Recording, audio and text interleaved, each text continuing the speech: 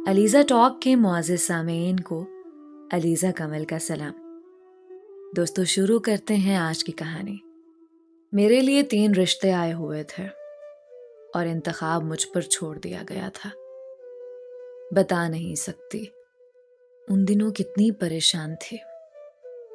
سمجھ میں نہ آتا تھا کہ دل کی سنوں یا والدین کی مانوں۔ رشتے تو اصل میں 2 ہی والدین کی نظر میں تھے۔ تیسرے رشتے کو میرے بے شمار آنسوؤں کی برسات کے باعث زیر غور لانا پڑا تھا۔ پہلا رشتہ اپنے گھر کا تھا، یعنی چچا زاد ارشد کا۔ بچپن میں ہی ارشد کے والد وفات پا گئے تھے، تبھی اس کی ماں کی دوسری شادی کر دی گئی اور یہ بیچارہ یتیم لڑکا رشتہ داروں کے در پر دھکے کھا کر پلا تھا۔ اس نے اپنی محنت سے تعلیم حاصل کی۔ کوئی سفارش نہ تھی، اس لیے اچھی نوکری نہ مل سکی۔ ایک مقامی کمپنی میں ملازم تھا۔ آمدنی قلیل تھی، شکل و صورت اچھی تھی، ذہین اور شریف تھا۔ اس کے سوا اس میں اور خوبی نہ تھی۔ بچپن میں یتیم ہو جانے کے باعث خاندان بھر میں کسی کے دل میں اس کے لیے جگہ نہ تھی۔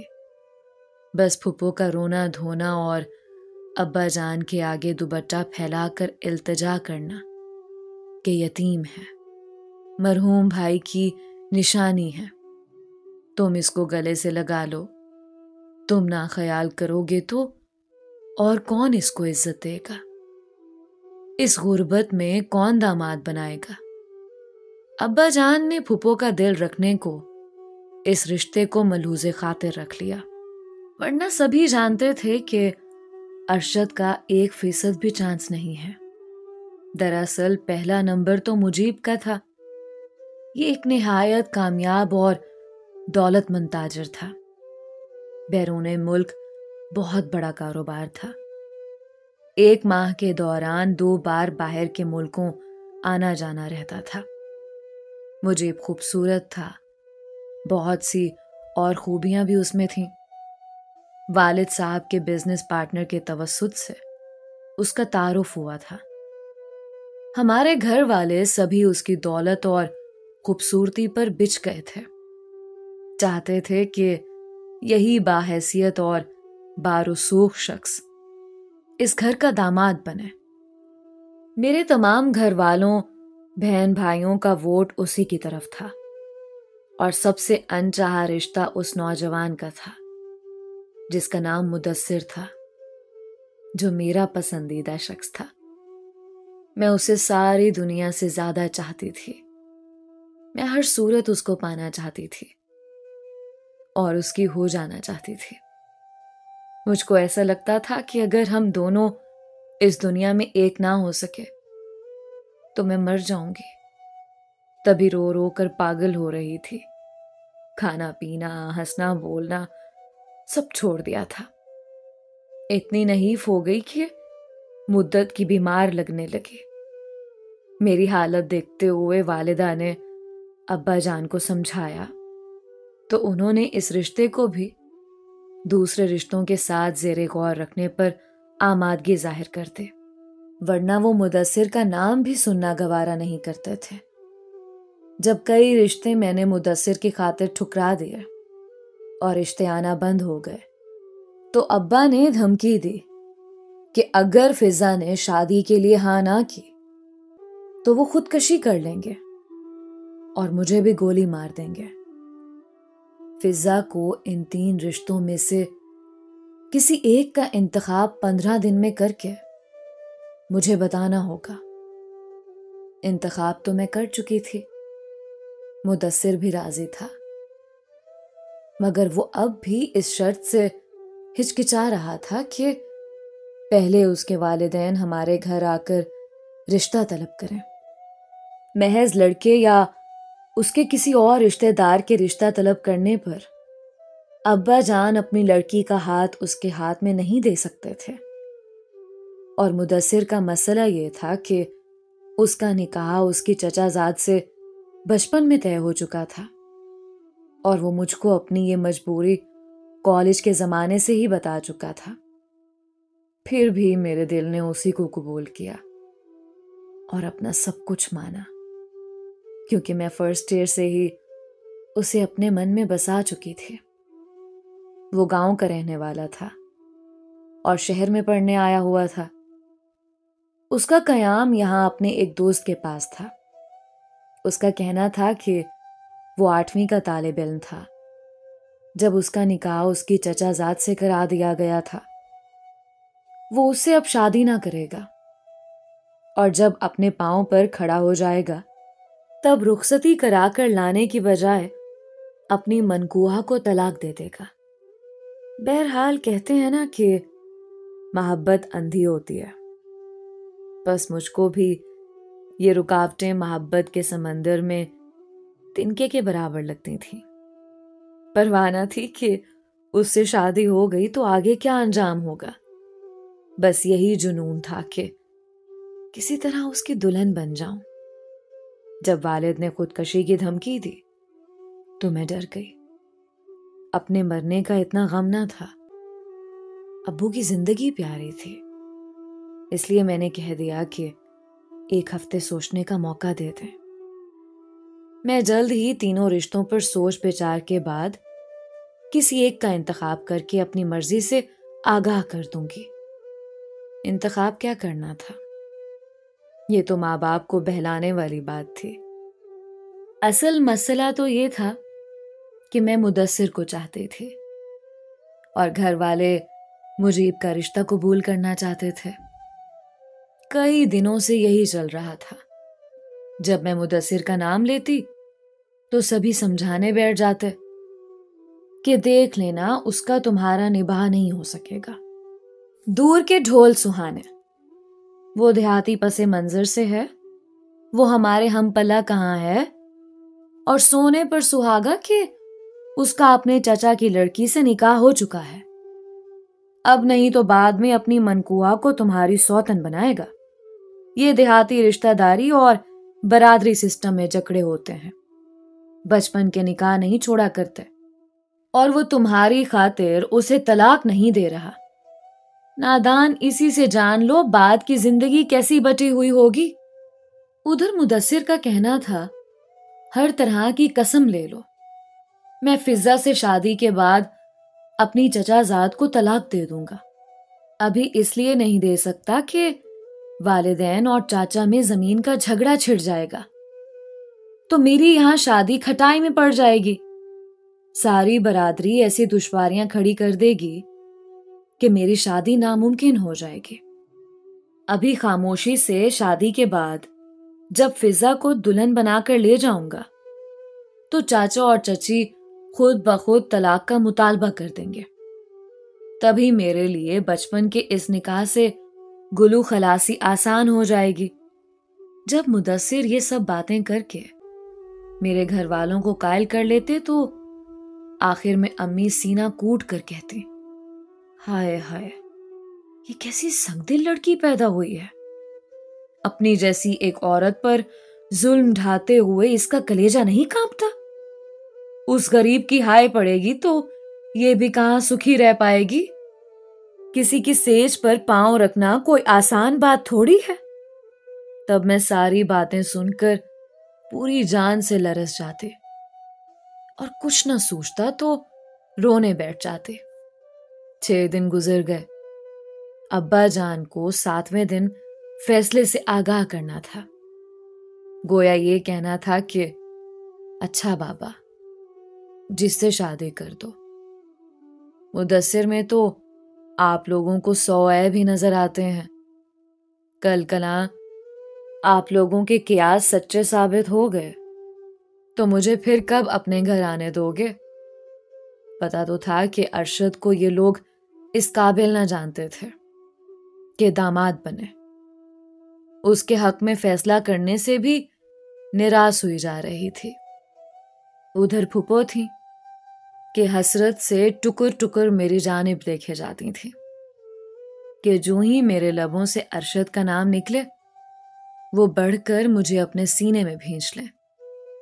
ان کی حالت دیکھ دیکھ کر اور رحم آتا تھا۔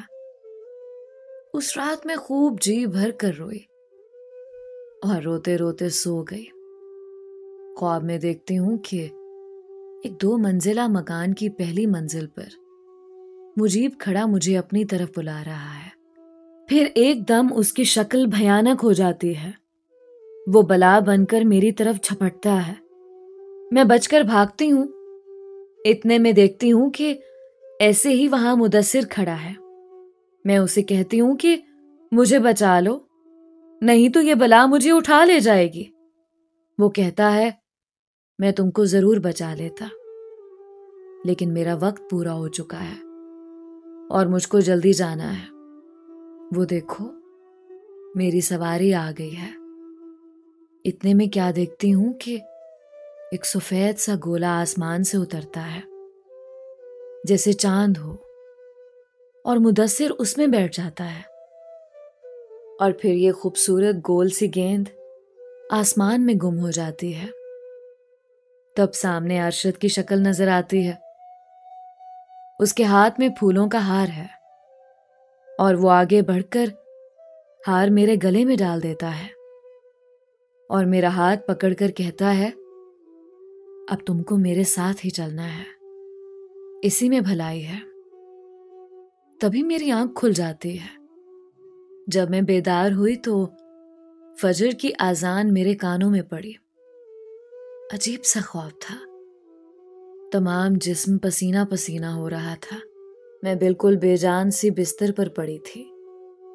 ایسا لگتا تھا اتنے دنوں کی پریشانی کا حل خدا نے خود ہی بتا دیا تھا۔ میں نے فجر کی نماز پڑھی اور دعا کی کہ اے اللہ، میرا یہ خواب سچا ہے اور تیری طرف سے صحیح فیصلے کی رہنمائی کے لیے ہے، تو مجھے حوصلہ اور صبر دے کہ میں مدثر کو بھول جاؤں اور تیری رضا پر راضی ہو جاؤں، کہ تیری رضا میں راضی ہونے سے ہی انسان کو اپنی مرادیں اور منزل مل جاتی ہے۔ مجھ کو اب سکون چاہیے اور کچھ نہیں۔ سکون پا لینا ہی میری منزل ہے۔ میں نے رو رو کر یہی دعا کی اور آنکھیں بند کر کے لیٹ گئی۔ 1 گھنٹہ اسی عالم میں پڑی رہی۔ رفتہ رفتہ مجھ کو محسوس ہوا کہ میری سوچنے سمجھنے کی قوت واپس آ گئی ہے اور مجھ کو سکون آتا جا رہا ہے۔ اتنے میں پھوپھو میرے لیے ناشتہ لے آئیں۔ بولی بیٹی غمزدہ نہ ہو، جو تو فیصلہ کرے گی ہم کو منظور ہوگا۔ ہم بس تجھے خوش دیکھنا چاہتے ہیں۔ اگر تم کو ارشد پسند نہیں تو کوئی بات نہیں، مگر میں دیکھ رہی ہوں تم کئی دنوں سے مرجھائے رہنے لگی ہو۔ اپنے دل کی بات مجھ سے کہہ دو، میں تمہارے والد کو سمجھا دوں گی۔